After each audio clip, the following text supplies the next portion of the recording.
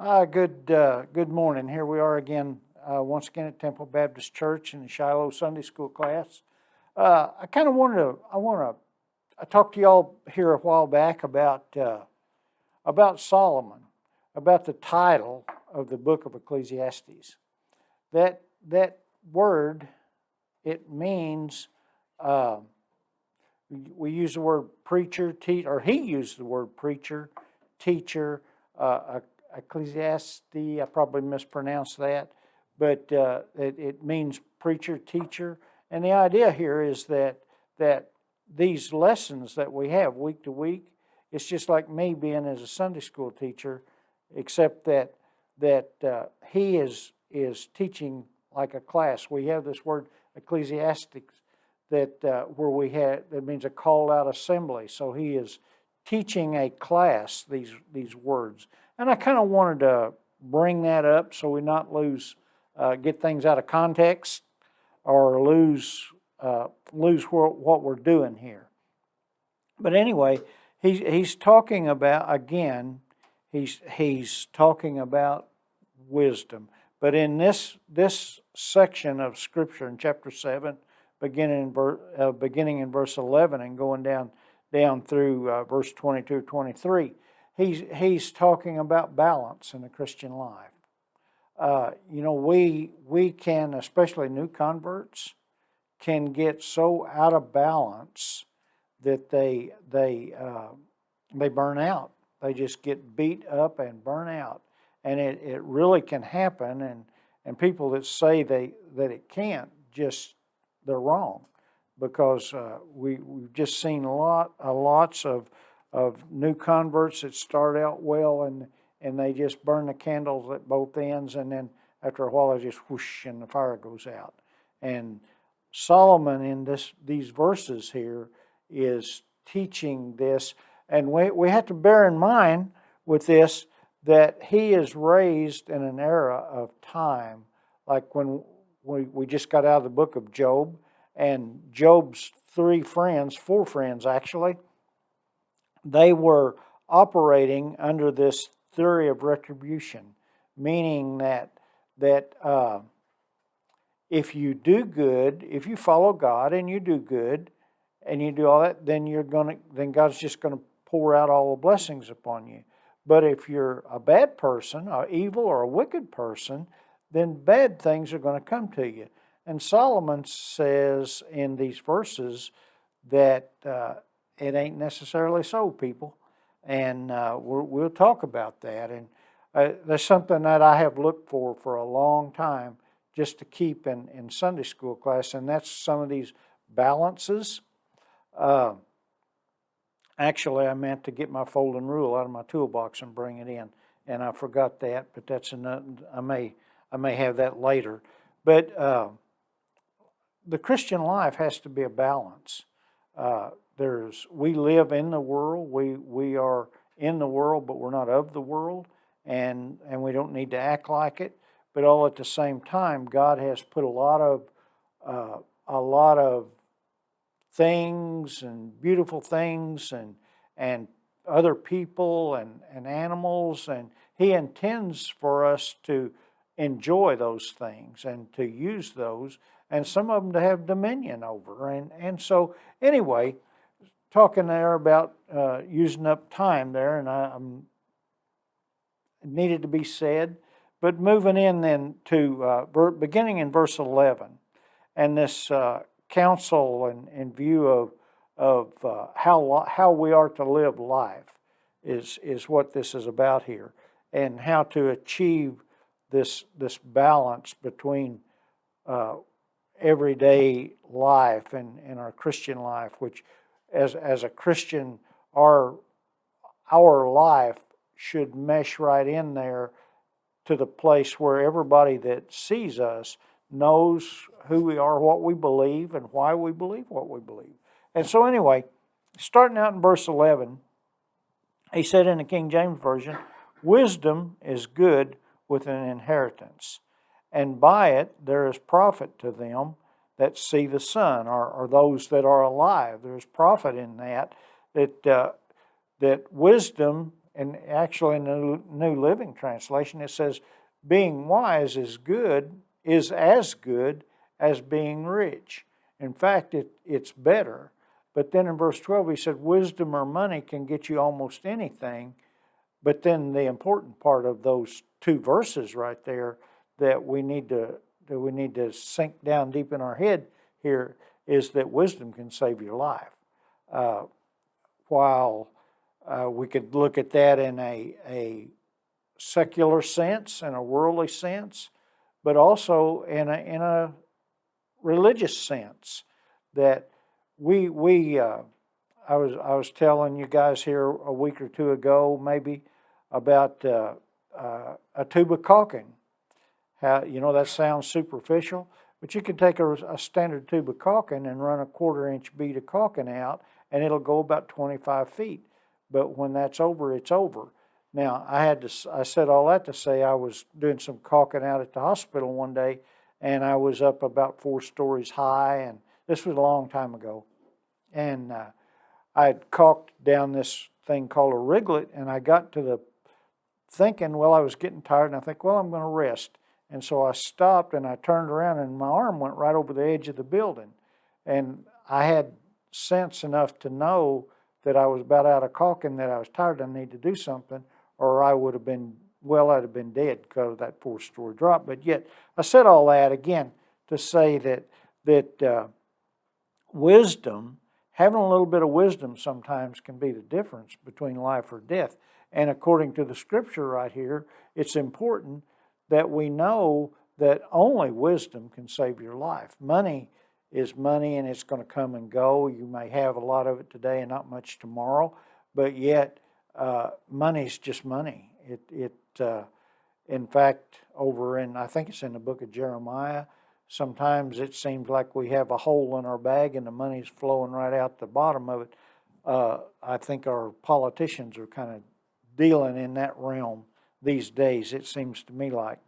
Probably not supposed to say that. But anyway, it says, wisdom is good with an inheritance. With money, there's things that you can do. You can do a lot of things. And he goes there in verse 12 and he says, for wisdom is a defense, and money is a defense. But the excellency of knowledge is that wisdom giveth life to them that have it. That word defense there, it's where he says wisdom is a defense, it means a shadow or a shade out in a hot sun. If you've ever been out in really, really hot sun and then you get up in the shade, well then that shade is a defense from that hot sun. And that's what that word there means in the context of the Old English there. But it says money is also a defense, and you can do a lot of things with money. It does take money in the world that we live in to get by and to do, but yet money is not everything. It's the wisdom and how you use that money that will make or break you in a lot of different things. But there again, wisdom gives life to them that have it. And then we come back, we talked about last week this word consider. Consider the work of God. Think about what God does. We have some folks in church that they like to go sightseeing and visit. And here in southeast Missouri, south central Missouri, we just have, if you like nature things, we have springs and caves and rivers and you name it. And the rivers are full of fish and animal life everywhere we look, and we're just blessed in that. But those are works of God, that God created all that. But he said, for who can make that straight which he hath made crooked? When God ordained things and he set things in order, the first 6 things that God created, that word created there, that's the only place that's used to speak of making something from nothing. When God created the earth, and the first 6 things that he made there, he said it was good. Then when he made Adam, he said it was very good when that was all said and done. But we cannot improve on that. We have doctors and nurses, and thank God for them. but God's ordained our days, whether it's going to be a lot of them or not. They are set.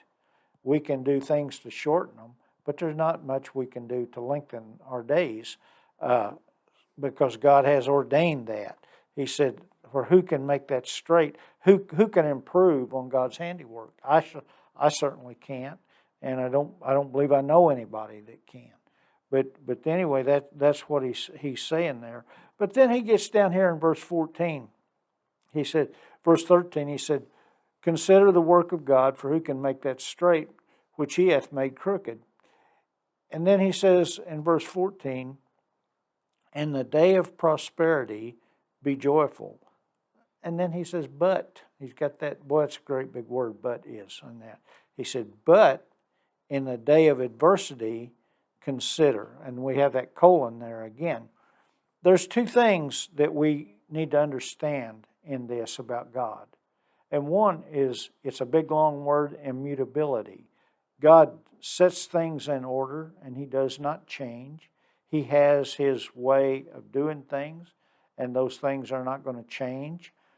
He may go about it a different way through our prayers, but those things are set, and that's the way it's going to be. We have a time. There's a time to, as we said back in the very beginning, there's a time for everything under the sun. There's a season for everything under the sun. There's a season of prosperity for us under the sun, but also there's a time of adversity. And Solomon, in his wisdom, he says, consider that. Think about that a minute. Remember we talked there about a while ago about this principle of this retribution principle of Job and his three friends and what they believed in that time, that if you're good, blessings are going to come to you. If you're bad, they won't. Bad things are going to come to you. And Solomon is saying here that in this immutability thing, that there's going to be good times and there's going to be bad times. And, it really doesn't matter. In fact, he'll go on to say that the wicked seem to outlive the good in that. We have that saying, the good they die young. I think that was a part of a song from back in the 60s talking about John Kennedy, President Kennedy, and Reverend Martin Luther King being assassinated, Robert Kennedy being assassinated was part of that, what that amounted to. But there are, in the day of prosperity, be joyful, enjoy it. When God has given you good things, there's nothing wrong with enjoying what God has given you, as long as you don't let that blessing become the God. That we can let our playtime overrun our church time if we're not careful. That kind of stuff happens all the time, and we really, really have to guard against that. Now, it says, but in the day of adversity and in the bad times, which do come to all of us, God has also set the one over against the other to the end that man should find nothing after him. So if we back up on that a little bit, in verse 14, he said, enjoy prosperity. And again, this is the New Living Translation. Enjoy prosperity while you can. But when the hard times strike, realize or consider that they both come from God.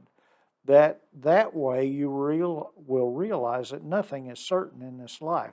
Things come and go. They cycle. But, it is so easy to read something like this and then want to blame God for every bad thing that comes down the pike, that cycles through. For every mountaintop, there's two valleys. There's a valley on either side of that. And we have to go through that valley before we can get on the next mountaintop. Now, that's not fun and it's not popular, but that's life. Again, that's the way it is. And when you're in that valley, it gets really hard. But he used that word consider. That's really a good word in this lesson, because when we're in the valley and we're down deep in the valley and and it seems like we can't even see light.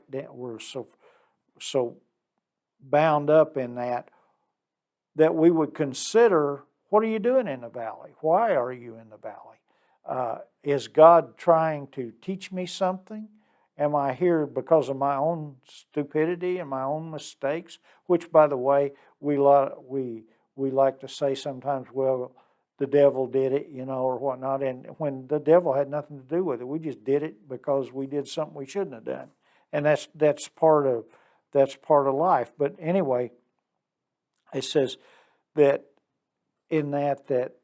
will you realize that nothing is certain in this life, that we have to deal with those issues when they come up. And if God's got you in the valley and you stop and you consider, why am I here? And if you think or you realize that, well, maybe I'm here because He's trying to teach me something, that He wants me to learn something while I'm here. And you make this a learning experience and turn this learning into knowledge and knowledge into wisdom. And then when your brother or your sister follows you into the valley, you can turn around and say, maybe God's trying to teach you something, to bring you along, to mature you in the faith, which, by the way, is the goal. That it should be the goal of every Christian, that we would want to mature in the nurture and admonition of the Lord and become more like Jesus in our demeanor and the things that we should do, the way that we live. Now, the thing about this, it says, that way you will realize that there's nothing certain in this life. But there's a word there that is inscrutable, as a name is the word. That word means that it's just hard to understand, or maybe can't even understand it. When we go through those really hard times and we're down there and it just seems like we're just getting pounded and pounded and pounded, that we need to understand that sometimes we don't understand, that we're not going to understand. And there is a thing here that, and I was really looking for the verse, but in that we have to realize that we're limited in our wisdom about that we might not understand the ways of God. God is up there and we're down here. He's God and we're not. That thing, once again, is y'all are going to get tired of hearing that, but yet sometimes His ways are higher than ours, and we just cannot understand it. And that's where we have to walk by faith. And boy, that sometimes can be a hard walk. When it's easy to walk by faith when you're in that prosperous time and you're on the mountaintop and you just look out and everything's rosy and pretty. And then when the bad news comes, well, it was cancer, and we're going to have to operate. Or worse yet, it's cancer and there's nothing we can do. That's when the rubber meets the road and it gets hard to deal with. So anyway, I kind of want to move on with that. But we need to understand that there are sometimes things that happen that we just can't understand. If we had more time, I could share some of that with you, but there's really no need in that, except that we have to accept those things as they do happen. The thing about adversity. The Bible says over in the New Testament, it says that the trying of our faith worketh patience. I kind of use that example sometimes when I let Isaiah drive the car, and so it kind of gets that way. But it's the trying of our faith worketh patience. But this same thing here, why is it so hard?